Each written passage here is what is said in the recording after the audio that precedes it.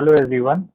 So let us start with the second chapter of geography, which is endogenetic movement. Uh, अब हमने science में exothermic और endothermic reactions देखा है, तो समवॉट सिमिलर स्केल पे हम इसे पढ़ेंगे। तो यहाँ पे स्टार्टिंग में कुछ न्यूज आर्टिकल्स है जहाँ पे उन्होंने अर्थक्वेक के बारे में बताया है। तो obviously we know what a earthquake is. Natural calamities जो होता है वो कभी कभी नेचर के साथ हम चेंजेस करते हैं तो उसके वजह से भी हो सकता है। तो ये चैप्टर में हम लोग देखेंगे कि how endogenetic movement affect the living things on our planet. So let us have a look. So there are a few questions after this figure 2.1. What causes large scale casualties? What was the magnitude of earthquake? Which country was the most affected by this earthquake? So if you just read this article, you will be able to understand and answer all these questions. So let us just have a very quick look at it. So as we can see that the Richter scale का मतलब क्या होता है? Richter scale is basically used to measure कि कितना magnitude का earthquake आया है। मतलब 7.9 रिक्टर स्केल तो बहुत ज्यादा हाई लेवल मैग्नीट्यूड का अर्थक्वेक है ये। तो ऑब्वियसली ये नेपाल का है, तो Kathmandu is the capital of Nepal, that is why there is Kathmandu 25th April. A powerful earthquake measuring 7.9 on Richter scale struck Nepal today. Nearly 1,500 people were killed and over 1,000 people were injured in the disaster. The quake and a series of serious aftershocks delivered a severe blow to Nepal. So obviously one of the answer is Nepal, जहाँ पे उन्होंने पूछा था कि कौन से country को highly affect किया है। ऑब्वियसली नेपाल जो है वो इंडिया का नेबर है, तो ऑब्वियसली इंडिया में भी थोड़े बहुत ट्रेमर्स फील होंगे, बट इतने हाई लेवल के नहीं जहाँ जिसका नेपाल में हुआ है यहाँ पे। तो सिमिलरली और भी कंट्रीज थे। So same way you just read the article and you will be able to answer this question. But let us have a look at the part which we need to understand कि ये endogenetic movement होता क्या है। So let us start with the chapter. Various natural events occur on Earth from time to time. Example, floods, storms, snowfall, extreme rainfall, etc. Similarly, because of the movements below the Earth's surface, natural events like earthquakes and volcanic eruptions occur. For the organisms living on Earth, these events are disastrous. There is loss of life and property because of natural calamity. In this lesson, we will get introduced to these endogenetic movements.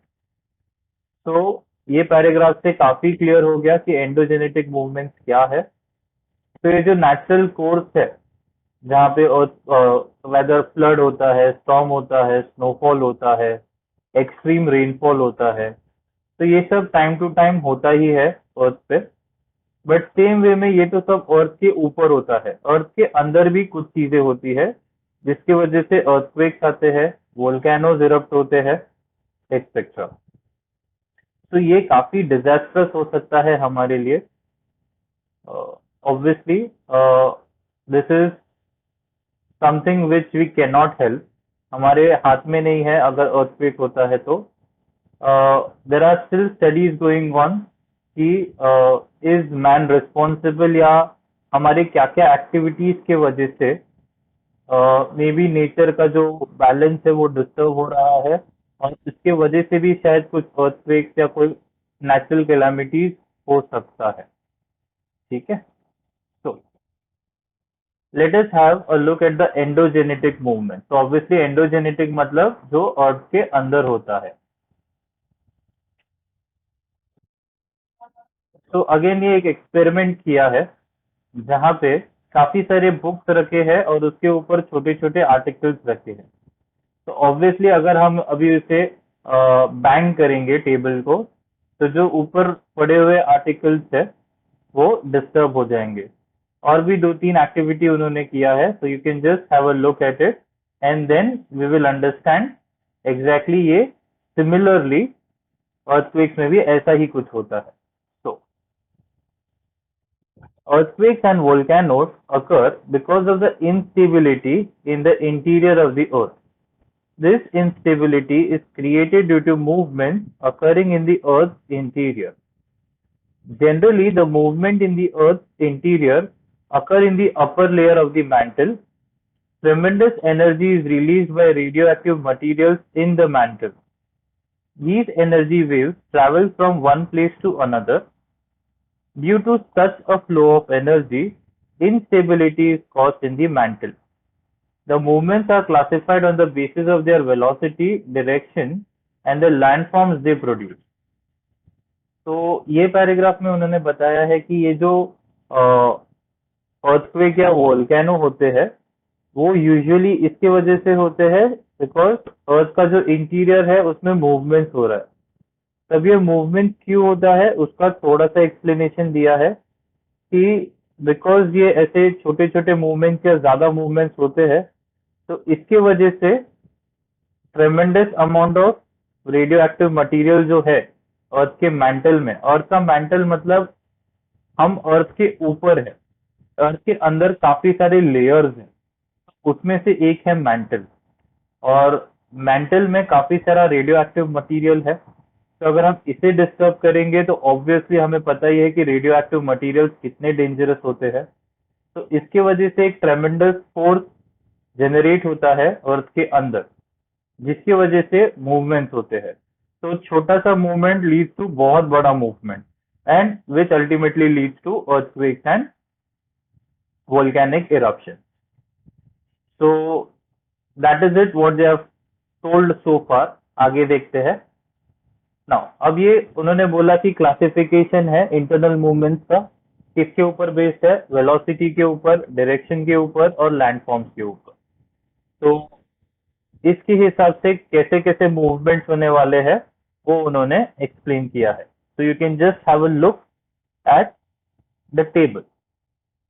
Now, we are going to discuss this table as a whole in the chapter. So, I'll just skip the table for now. Flow movement. The effect of flow movement can be seen in the form of formation of mountains and continents on the Earth's crust. This can be explained as follows. So, what is the effect? The direction of wave movement. Pressure is wave moving towards each other. Tension is waves moving away from each other. So, effect on hard rock, ये दोनों एक दूसरे के ऊपर आ रहे हैं, जबकि अगर टेंशन हुआ तो एक दूसरे से दूर जाएंगे। और सॉफ्ट रॉक्स पे क्या इफेक्ट होगा, फोल्ड होने लगेंगे, और ये जो है वो fault plane, so you get a plane. तो अब ये थोड़ा सा कॉम्प्लिकेटेड लैंग्वेज में बताया है, but if we just have a simple explanation for all this, देखिए एंडोजेनिक मूवमेंट जो होते हैं उससे सिर्फ डिस्ट्रक्शन हो ऐसा जरूरी नहीं है। वही उन्होंने इतना जो इंट्रोडक्शन पार्ट है चैप्टर का उसमें एक्सप्लेन किया है। वो बोल रहे हैं कि और भी काफी सारी चीजें हैं जो एंडोजेनेटिक मूवमेंट के वजह से होती है।